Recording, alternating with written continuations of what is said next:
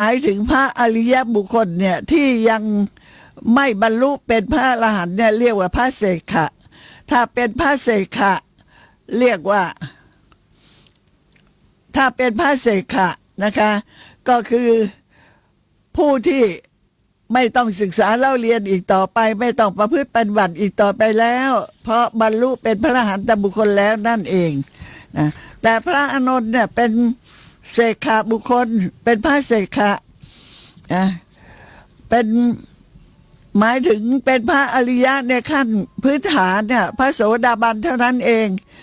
พระสกทาคามีพระอนาคามีพระอรหันต์เนี่ยซึ่งพระอานนท์จะต้องทำให้ถึงปฏิบัติให้ถึงความเป็นพระอรหันต์จึงจะเข้าร่วมทำสังฆายนาพระธรรมวินัยได้นะนี่พระมหากัสสปะเถระคัดเลือกไว้แล้วว่าต้องมีพระอานนท์รูปหนึ่งภิกษุสงฆ์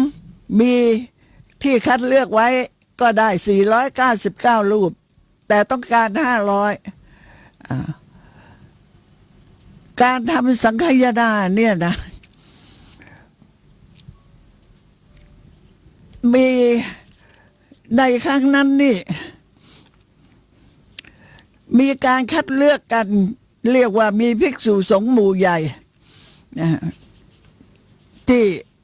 มีความเห็นพ้องต้องกันในพระคัมภีร์สุมังคลวิลาสินีแล้วก็อัตถคถาคัมภีร์ปฐมสมันตปาสาธิกาเนี่ยได้พูดไว้มันเป็นเรื่องใหญ่มากนะว่าพระมหากัสสปะจะเลือกแต่เพียงผู้เดียวไม่ได้ต้องให้สงฆ์ทั้งหลายปรงใจด้วยใช่ไหมพระมหากัสสปะจึงไม่ได้เป็นผู้คัดเลือกพระอานนท์เถระถึงแม้ว่าท่านจะเป็นประธานและพระอานนท์ก็สนิทสนมกับท่านก็ตามนะไม่มีลำเอียงระหว่างนั้นท่านใครๆก็รู้ว่าพระอานนท์เป็นเพียงแค่พระโสดาบันพระมหากัสสปะก็กลัวว่าถ้าท่านชี้นำให้เลือกพระอานนท์ผู้ที่เกิดอยู่ในตระกูลสักยะและยังเป็นโอรสของพระเจ้าสุกะโกธนะด้วยนะก็จะหาว่าพระมหากัสสปะนั้นมีอคติมีความลำเอียงเพราะความรักใคร่ชอบพอกันเท่าอย่างนั้นใช่ไหมเป็นการดูที่รักมักที่ชังมองข้ามพระอรหันต์รูปอื่นเรื่องใดเพราะว่าพระอรหันต์ที่ได้คุณธรรมดังที่กล่าวไปแล้วนะมีอีกมากมายดังนั้นพระมหากัสสปะก็เลยให้ภิกษุสงฆ์ที่มาประชุมกันในครั้งนั้นเนี่ยคัดเลือกพระภิกษุสงฆ์ทั้งหลายคัดเลือกได้499คนแล้วก็คนสุดท้ายเนี่ยเป็นคนสำคัญก็คือมีมติเห็นพ้องต้องกันว่าต้องท่านพระอานนท์ด้วยนะต้องท่านพระอานนท์ด้วยนะโดยภิกษุทั้งหลายก็ได้กราบเรียนพระมหากัสสปะเถระว่าข้าแต่ท่านพระมหากัสสปะผู้เจริญ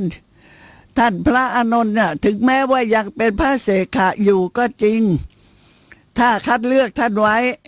จะไม่ถูกกล่าวหาว่าเป็นผู้ที่มีอคติคือลำเอียงเพราะรักใคร่กันเพราะไม่ชอบกันหรือว่าเพราะหลงหรือว่าเพราะกลัวเนื่องจากพระธรรมวินัยมีเป็นอันมากทีเดียวท่านพระอานนท์เท่านั้นที่ได้ศึกษาเล่าเรียนมาในสำนักของพระผู้มีพระภาคเจ้าทุกถ้อยคำขอท่านพระมหากัสสปะผู้เจริญโปรดเลือกท่านพระอานนท์ด้วยเถิดดังนั้นพระมหากัสสปะเมื่อได้รับฉันทานุมัติคือความเห็นชอบจากพระสงฆ์แล้วท่านก็เลยคัดเลือกพระอานนท์ไว้อีกรูปหนึ่งรวม500รูปนะรวม500รูป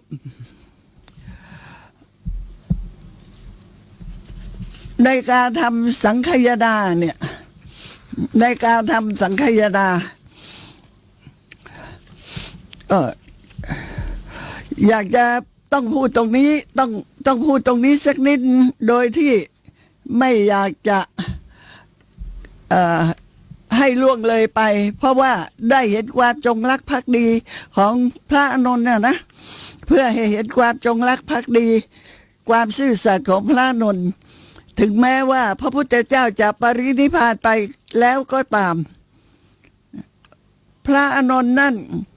ก็ยังถือบาทและจีวรของพระผู้มีพระภาคเจ้าด้วยตนเองอยู่ตลอดเวลาเลยนะ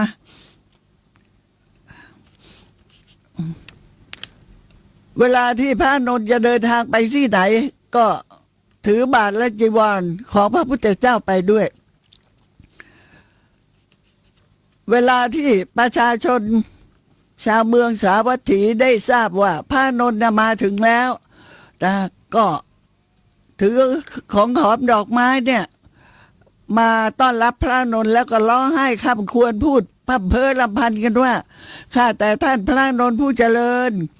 เมื่อก่อนนั้นพระคุณเจ้ามากับพระผู้มีพระภาคเจ้าแต่วันนี้พระผู้มีพระภาคเจ้ากับพระคุณเจ้านะไม่ได้มาด้วยกันท่านมาแต่เพียงผู้เดียวได้เก็บพระผู้มีพระภาคเจ้าไว้ณที่ไหนซ่อนไว้ที่ไหนจึงไม่นำมาด้วยไม่อัญเชิญมาด้วยการร้องไห้ก็เลยเกิดขึ้นใหญ่เกิดขึ้นใหญ่ชาวเมืองสาวัตถีที่มาร้องห่มร้องไห้ค่ำควรเหมือนกับวันที่พระพุทธเจ้าเสด็จดับขันธ์ปรินิพพานนั่นน่ะนะคะท่านพระอานนท์เมื่อตั้งสติได้ก็สั่งสอนมหาชนให้เข้าใจทราบซึ้งถึงคำสอนของพระพุทธองค์ให้รู้ว่าเกิดแก่เจ็บตายเนี่ยทุกคนจะต้องเจอเป็นอนิจจังทุกขังอนัตตาไม่มีอะไรเที่ยงแท้แน่นอนหรอกนะแล้วท่านก็เข้าไปสู่พระวิหารเชตวันไหว้พระคันธกุฎีที่ประทับของพระผู้มีพระภาคเจ้าแล้วก็เปิดประตูนำเตียงที่นอนของพระพุทธองค์แล้วก็ตั้งออกมาปัดกวาดพระคันธกุฎีเทขยะทิ้งนำดอกไม้ที่เหี่ยวแห้งแล้วทิ้งไปนำเตียงและตังมาเช็ดทำความสะอาดเสร็จเรียบร้อยก็นำกลับเข้าตั้งไว้ในที่เดิมทำหน้าที่เหมือนกับพระพุทธเจ้ายังทรงพระชนอยู่อย่างนั้นแหละและในขณะที่ทำกิจการงานต่างๆถวายแด่พระผู้มีพระภาคเจ้าทั้งที่พระพุทธองค์นั้นดับขันธ์ปรินิพพานแล้วพระอานนท์ก็ยังทำทุกอย่างเหมือนเดิมกวาดห้องน้ำตักน้ำแล้วก็พูดไปลำพันไปว่าข้าแต่พระผู้มีพระภาคเจ้าเวลานี้เป็นเวลาที่พระพุทธองค์จะทรงสงน้ำแล้วพระเจ้าค่ะเวลานี้เป็นเวลาที่พระพุทธองค์จะได้ทรงเสด็จออกเพื่อแสดงธรรมแล้วพระเจ้าค่ะเวลานี้เป็นเวลาที่พระพุทธองค์จะต้องประทานพระโอวาทแก่ภิกษุทั้งหลายแล้วพระเจ้าค่ะอย่างนี้เป็นต้นเพราะท่านพระอานนท์เนี่ยถึงแม้พระพุทธเจ้าจะปรินิพพานไปแล้วก็ตามพระอานนท์ผู้ที่มีความเคารพมีความรักซื่อสัตย์จงรักภักดีต่อพระพุทธเจ้าอย่างมั่นคงเพราะว่าท่านพระอานนท์เนี่ยได้รู้อมตะธรรมหรือว่าจะบอกรู้อมตะรสอันเป็นส่วนที่พระผู้มีพระภาคเจ้าประทานให้โอวาทและตัวท่านนั้นก็ยังไม่ได้เป็นพระอรหันต์ท่านพระอานนท์ยังเป็นพระโสดาบันอยู่เมื่อค่ำควรถึงพระพุทธองค์กระทำงานต่างๆในห้องเหมือนดังที่พระพุทธองค์นั้นทรงพระชนอยู่คิดไปนึกไปก็ร้องไห้ไปนะเป็นผู้ที่มีจิตอ่อนแออ่อนโยนนะด้วยความเป็นผู้ที่เคยอุปการะคือเคยถวายความช่วยเหลือของพระพุทธองค์กับพระอานนท์ซึ่งสืบเนื่องกันมาตั้งแต่ในอดีตชาติเป็นแสนชาติแล้วนะท่านพระอานนท์จึงได้เกิดความซาบซึ้งอย่างมากนะในชาติก่อนก็เคยผูกพันกันมานะก็เคยได้ กระทำการงานต่างๆล่วงกันมาตั้งเป็นแสนชาติเนี่ยพระอานนท์พอคิดถึงก็ร้องไห้นะลำพึงลำพันขณะที่พระอานนท์กำลังเสียใจอยู่นั้นน่ะก็มีเทวดามากล่าวเตือนท่านพระอานนท์ว่าท่านพระอานนท์ผู้เจริญท่านมัวแต่มาลำพึงลำพันเจ้าโศกเสียใจอยู่อย่างนี้ฉะไหนเล่าท่านจะไปปลอบโยนบุคคลอื่นให้เกิดความสุขเกิดความสบายใจได้เล่านะท่านจงบรรเทาความเศร้าโศกของท่านเถิดท่านพระอานนท์เมื่อฟังคำตักเตือนของเทวดาแล้วก็เกิดความสลดใจมีความรู้สึกว่าเรานี่ทำไมถึงไม่เข้มแข็งเลยทำไมเรานี่ถึงอ่อนแอนักก็เลยมาดื่มน้ำนมผสมกับยานะในวันต่อมาพอวันที่สองในวันที่เทวดามาเตือนท่านนะว่าท่านจะต้องบำรุงร่างกายเพื่อให้แข็งแรงจิตใจต้องให้เข้มแข็งต้องพักผ่อนให้เพียงพอพอนับตั้งแต่วันที่พระผู้มีพระภาคเจ้าเสด็จดับขันธ์ปรินิพพานไปแล้วน่ะท่านพระอานนท์ยืนมากและนั่งมากไม่ค่อยจะมีเวลาได้พักผ่อนน้อยนะต้องนั่งอยู่แต่ในพระเจตวันมหาวิหารแล้วท่านก็ยังจะต้องให้การแนะนำให้มีการปฏิสังขรณ์สิ่งที่ชำรุดทรุดโทรมในพระเชตวันมหาวิหารนะต่อมาเมื่อใกล้เข้าพรรษาท่านก็ได้อำลาภิกษุสงฆ์ที่สาวัตถีเดินทางไปสู่เมืองราชคฤห์ในวันที่มีการกำหนดกระทำสังฆายนานั้นน่ะใกล้ที่จะมาถึงแล้วนะพระมหากัสสปะในฐานะผู้ที่เป็นประธานสงฆ์และท่านก็ยังมีความห่วงใยท่านพระอานนท์นะจึงได้กล่าวเตือนท่านพระอานนท์ว่าให้รีบบำเพ็ญสมณธรรมให้เพียรประพฤติปฏิบัติเพื่อให้บรรลุเป็นพระอรหันต์ให้ทันเวลาที่จะกระทำสังฆายนาที่จะมาถึงแล้วมาเตือนท่านพระอานนท์อีกโอ้การเตือนอย่างนี้มันเหมือนกับกระตุ้นให้พระอานนท์นี้เกิดความกังวลใจมากมายนะส่วนนอกจากพระมหากัสสปะมาเตือนนอกจากเทวดามาเตือนแล้วพระวัชชีบุตรเถระเนี่ยที่เป็นโอรสของพระเจ้าลิชวีที่เมืองเวสาลีก็ได้มาเตือนท่านพระอานนท์เพราะว่าพระวัชชีบุตรเถระเนี่ยได้บรรลุได้สำเร็จอภิญญา6โอ้เมื่อกี้ว่าจะอธิบายเรื่องอภิญญานะเดี๋ยวพระวัชชีบุตรผู้ที่ได้บรรลุอภิญญา6ทราบว่าพระมหาเถระทั้งหลายนัดหมายกันที่จะกระทำสังฆายนาครั้งแรกเลยเนี่ยนะโดยจะให้ท่านพระอานนท์เนี่ยเป็นผู้ที่ตอบและพระมหากัสสปะน่ะต้องเป็นผู้ถามนะพระอานนท์เท่านั้นนะที่จะตอบคำถามได้นะว่านัดหมายกระทำบัดนั้นวันนี้และท่านพระวัชชีบุตรก็ได้เห็นท่านพระอานนท์นี่แหละผู้จะรับหน้าที่สำคัญจากสงฆ์ในครั้งนี้ยังเป็นพระเสขะอยู่เลยยังเป็นพระโสดาบันอยู่เลยยังจะต้องปฏิบัติทำในขั้นสูงอีกต่อไปนะแล้วท่านก็ยังปัจจุบันท่านก็ยังต้องมาแสดงธรรมในเวลาที่มีผู้เข้ามาที่พระคันธกุฎีที่พระพุทธเจ้าเคยประทับอยู่นะก็มีผู้มาฟังธรรมท่านก็จะต้องแสดงธรรมอยู่ในท่ามกลางหมู่ชนเป็นจำนวนมากนะพระวชีบุตรเนี่ยท่านต้องการให้พระอานนท์เนี่ยได้เกิดความเพียรความพยายามในการประพฤติปฏิบัติอย่ามาแสดงธรรมอยู่เลยนะเพราะว่า นี่ก็ใกล้จะถึงวันทำสังฆทานแล้ววันสำคัญจะมาถึงแล้วยังมัวแสดงธรรมอยู่คำพูดของพระวชีบุตรเนี่ยบอกว่ารุกขบูละขหานังปะสักขิยะนิพพานังหัตถยัสสมิงโอปิยะหมายความว่าท่านอานนท์ท่านจงหลีกออกไปอยู่ตามลำพังตามโคนต้นไม้หรือตามซอกภูเขานะแล้วจงพิจารณาธรรมะปฏิบัติธรรมท่านอย่าได้ประมาทเสียงร้องไห้พิลีพิไลลำพันธ์ของอุบาสกอุบาสิกาทั้งหลายเหล่านั้นนะท่านจะไปทำอะไรได้นะเพราะว่า